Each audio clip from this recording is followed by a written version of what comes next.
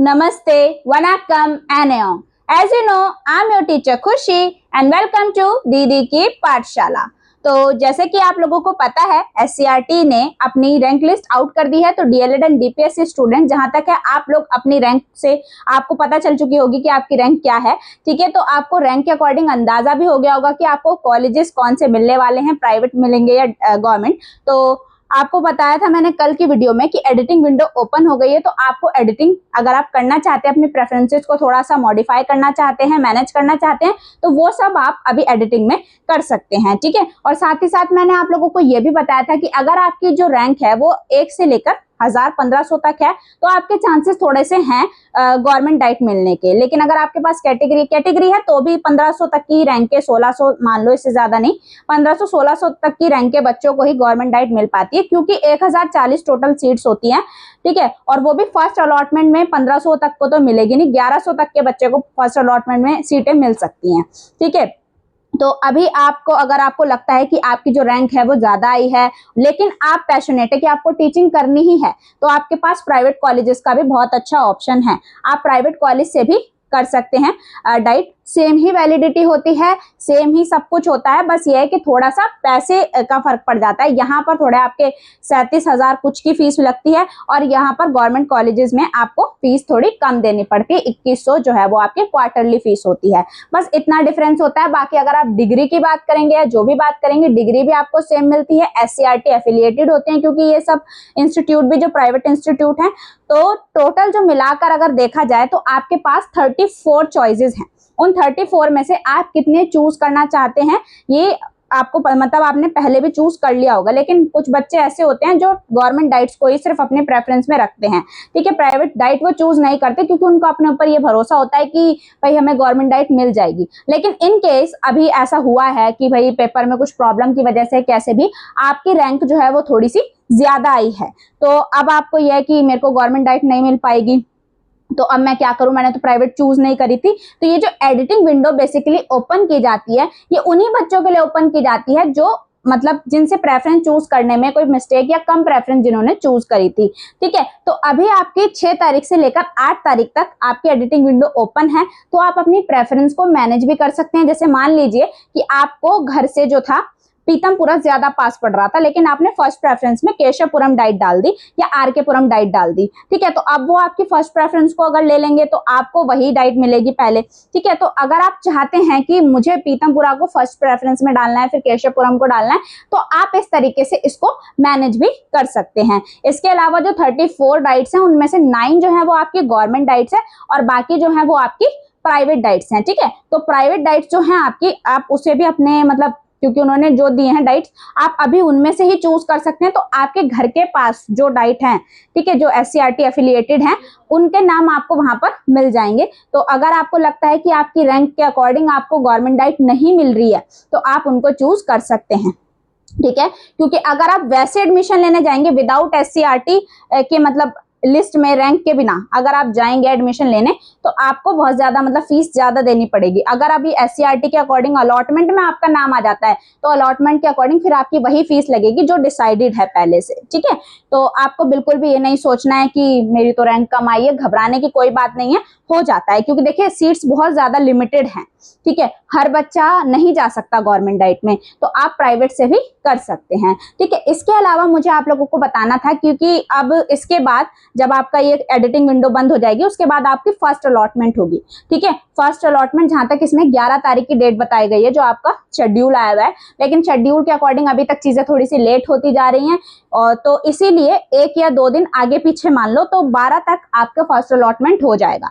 तो जब first allotment हो जाएगा तो फर्स्ट अलॉटमेंट में देखिए बेटा, पहले जिनकी 1100 तक या 1000 तक की रैंक है, पहले गवर्नमेंट में उन्हीं बच्चों को वो लोग चूज करेंगे। ठीक है, क्योंकि इनका क्राइटेरिया है कि ऊपर से पहले बच्चों को उठाया जाता है, और रैंक के वो आपके कैटेगरी के अकॉर्डिंग भी, अगर आपकी कैटेगरी है आपके पास और कैटेगरी रैंक आपकी कम है और उन्हें कैटेगरी के अकॉर्डिंग बच्चे लेने होते हैं, तो वहां थोड़ी सी आपको मतलब चीजें देखने को मिलेंगी अलग। अदरवाइज वो पहले के शुरू 1100 तक, इसीलिए मैं आपसे कह रही हूँ कि बच्चे फर्स्ट अलॉटमेंट में उनको अलॉट हो जाएगा। ठीक है, मान लीजिए आपके ऐसे 1300, 1400 या 1500 तक है और आपने प्राइवेट डाइट चूज की हुई थी। ठीक है। तो आप ऐसा कीजिएगा कि फर्स्ट अलॉटमेंट में अगर आपको प्राइवेट डाइट अलॉट हुई है तो आप विजिट तो करना अपने सेंटर पर, लेकिन वहां पर जाके डॉक्यूमेंट वेरिफिकेशन भी करा देना, क्योंकि अगर आप डॉक्यूमेंट वेरिफिकेशन नहीं कराएंगे तो आपका एडमिशन कैंसिल हो सकता है। तो डॉक्यूमेंट वेरिफिकेशन करा देना, लेकिन आप सीट को फ्रीज मत कराना, ठीक है। आपके पास दो ऑप्शंस आते हैं, या तो फ्रीज या फ्लॉट, तो आप फ्लॉट कर देना। तो फ्रीज अगर आप कर देंगे तो आपकी सीट पक्की हो जाएगी कि आपको उसी डाइट में या उसी कॉलेज में मिल जाएगा। लेकिन अगर आप फ्लॉट करते हैं का मतलब है कि आपने अपनी सीट को आप अपग्रेड करना चाहते हैं, मतलब अगर इससे अच्छी कोई डाइट में सीट खाली है तो आप अपनी प्रेफरेंस के अकॉर्डिंग उसमें जाना चाहते हैं, ठीक है। मान लीजिए आपको 10th नंबर की आपके प्रेफरेंस वाली डाइट या जो भी मिला है, ठीक है, तो अगर आप फ्लॉट कर देंगे तो आपको जो मिलेगा वो उससे नीचे तो नहीं जाएगा, जहां तक है आपको अपग्रेड करके मिलेगा कि अगर आपको 9th प्रेफरेंस वाला, 8th प्रेफरेंस वाला या 2nd प्रेफरेंस वाले में अगर जगह खाली है तो वो आपको वो देंगे।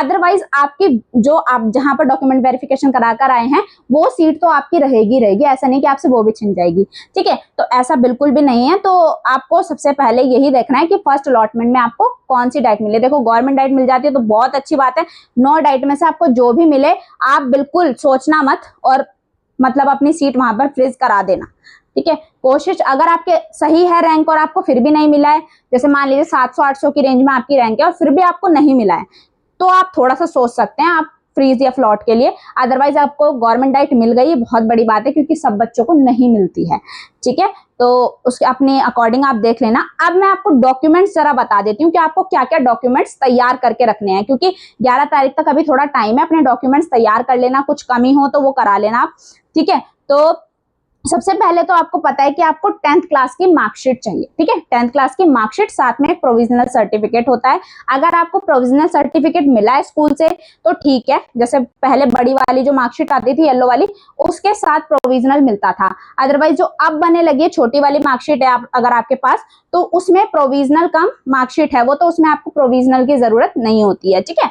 तो आपको 10th की मार्कशीट चाहिए, इसके अलावा आपको 12th क्लास की मार्कशीट चाहिए, ठीक है। अगर आपको अभी मार्कशीट आपके स्कूल ने अलॉट नहीं कराई है तो आप डिजी लॉकर से उसको क्या करा लीजिए, उसको प्रिंट कराकर और स्कूल की स्टैंप कराकर भी आप उसको ले जा सकते हैं, ठीक है। तो अगर आपको मिल गई है तो वेल एंड गुड है, फिर तो कोई प्रॉब्लम ही नहीं है, फिर तो आप उसी को ले जाइएगा, ठीक है। और इसके अलावा स्कूल से भी जो प्रोविजनल मिला होगा आपको 12th क्लास का, ठीक है, ये तो 10th हो गया, 12th हो गया। इसके अलावा आपने एप्लीकेशन फॉर्म जो फिल किया था, ठीक है, एप्लीकेशन फॉर्म जो फिल किया था उसको पूरा प्रिंट आउट कराना है आपको, जो प्रेफरेंसेस चूज की थी सब, वो सब आपका पूरा प्रिंट आउट आपको निकलवाना है और वो भी लेकर जाना है साथ में। और साथ ही साथ आपको जो अलॉट होगी सीट, तो एक अलॉटमेंट लेटर होता है जिसमें आपकी रैंक होती है, साथ में जो आपको इंस्टीट्यूट अलॉट हुआ है वो होता है, ठीक है। तो उस अलॉटमेंट लेटर को भी आपको प्रिंट कराना है, अभी अलॉट हुआ नहीं, जब होगा तब आपको उस अलॉटमेंट लेटर को प्रिंट कराना है, ठीक है। और साथ में अगर आपके पास कोई कैटेगरी है तो कैटेगरी का सर्टिफिकेट तो आपको ले जाना ही है। अगर मान लीजिए आप SC हैं, ST हैं, OBC हैं, तो आपका कैटेगरी का सर्टिफिकेट होगा, आप वो कैटेगरी सर्टिफिकेट लेकर जाएंगे। और ओबीसी का तो आपको पता है कि ओबीसी को रिसेंटली में क्या बनाना होता है, एनसीएल बनवाना होता है, तो आपको अपना एनसीएल भी लेकर जाना है। अगर आप एनसीएल नहीं लेकर जाएंगे तो फिर आप ओबीसी में काउंट नहीं होंगे, आप जनरल में काउंट हो जाएंगे। तो फिर आपको फिर वो जो आपकी रैंक के अकॉर्डिंग अगर जनरल में सीट खाली होगी तो मिलेगी, अदरवाइज फिर आपको गवर्नमेंट डाइट नहीं मिलेगी अगर आपके पास गवर्नमेंट आ गई है। तो ओबीसी बच्चों के लिए खास तौर पर कि आप अपना एनसीएल तैयार करा के रखें, ठीक। अगर अच्छी खासी रैंक आई हुई है तो फिर सीट चली जाएगी आपके हाथ से अदरवाइज। और साथ ही साथ जैसे मेरे टाइम पे ये लोग ना एक हेल्थ का वो मांगा, मतलब एक मांगा करते थे कि आपके फिजिकल हेल्थ से रिलेटेड एक सर्टिफिकेट बनवाया करते थे ये लोग। मेरे टाइम पे तो मांगा करते, क्योंकि मैंने 2019 में किया था, तो उसमें आपको एक हेल्थ से रिलेटेड सर्टिफिकेट देना होता है, किसी भी MBBS डॉक्टर से करा के आपको वो देना होता है, ठीक है। जिसमें आपके मतलब नॉर्मल बेसिक जो आपकी हाइट क्या है, वेट क्या है, मतलब आप फुली हेल्दी हैं या नहीं, इससे रिलेटेड एक सर्टिफिकेट वो लोग लेते हैं, ठीक है। तो मेरे टाइम पे तो लिया करते थे, अब का मुझे इतना कंफर्म नहीं है कि लेते हैं नहीं, बट अगर आप एक सर्टिफिकेट बनवा लेंगे तो बहुत बेहतर रहेगा, क्योंकि बाद में प्रॉब्लम होगी, आपको इधर उधर वहां पर भटकना पड़ेगा। एडमिशन एक बार फिर आपको जो डेज दिए जाते हैं, अलॉट किए जाते हैं 12 से अगर 18 तक है, 17 तक है, तो आप उसके टाइम पीरियड में अगर अपने इंस्टीट्यूट पे विजिट करेंगे तो ठीक है, नहीं तो आपका एडमिशन कैंसिल हो जाता है फिर, क्योंकि बच्चे ने रिस्पॉन्स नहीं किया। और साथ ही साथ आपको ये चीज भी ध्यान रखनी है कि पहले ये लोग 1800 रुपए की फीस लिया करते थे सीट फ्रीज करने के लिए, लेकिन अभी फीस इन्होंने ये थोड़ी बढ़ा दी है, क्योंकि बच्चे बहुत हल्के में लेते थे, 1800 रुपए की फीस देके सीट वेस्ट कर दिया करते थे। तो अब इन्होंने क्या कर दिया है, फीस बढ़ाकर 3600 रुपए कर दिए। तो आप ये जो एक मनी है, मतलब एक तरीके से ये 3600 रुपए की जो फिक्स मनी है, इसको भी आप जरूर लेकर जाएं, क्योंकि फिर वहां जाकर प्रॉब्लम होगी आप लोगों को। तो 3600 रुपए की जो ये मतलब फिक्स्ड मनी है, इसको लेकर जाना है आप लोगों को। और डॉक्यूमेंट्स में आपको दोबारा से दोहरा देती हूँ, क्या 10th की मार्कशीट प्रोविजनल, 12th की मार्कशीट प्रोविजनल, इसके अलावा आपका एप्लीकेशन फॉर्म जो है वो आप जरूर लेकर जाइएगा 2 प्रिंट कराकर, अलॉटमेंट लेटर आपको लेकर जाना है, और कैटेगरी का सर्टिफिकेट आपको लेकर जाना है। इसके अलावा आप अपना आधार वगैरह जो भी है वो सब ले जा सकते हैं, क्योंकि डॉक्यूमेंट्स आप जितने लेके जाएंगे फायदे में ही रहेंगे, ठीक है। बाद में कमी होगी, फिर आपको वापस घर से आना पड़ेगा, फिर दोबारा जाएंगे इंस्टीट्यूट, उससे बेहतर है कि आप 2-4 डॉक्यूमेंट्स फालतू ही ले जाएं, अपने पेरेंट्स वगैरह के भी ले जाना, ठीक है। लेकिन डॉक्यूमेंट्स का ध्यान रखना है, यानी कि खोकर ही आ गए, ठीक। तो यही मुझे आज की वीडियो में आप लोगों को बताना था। फर्स्ट अलॉटमेंट जैसे ही होगा, अलॉटमेंट के बाद मैं आप लोगों के लिए एक वीडियो बना दूंगी, लेकिन अभी आप लोगों को बिल्कुल काम डाउन रहना है। अपने प्रेफरेंसेस को एक बार दोबारा से देख लेना। अगर मान लीजिए आपकी अच्छी रैंक आई है, आपको गवर्नमेंट ही चाहिए, फिर भी आप लोग एक बार जरूर अपनी प्रेफरेंसेस चेक कर लेना कि भाई मैंने सही चूज की भी है कि नहीं, ठीक है। और अगर आपने 9 की 9 डाइट चूज नहीं करी है, तो अभी भी आपके पास टाइम है, आप कर सकते हैं उसको चूज। तो अभी के लिए थैंक यू, मिलते हैं नेक्स्ट वीडियो में।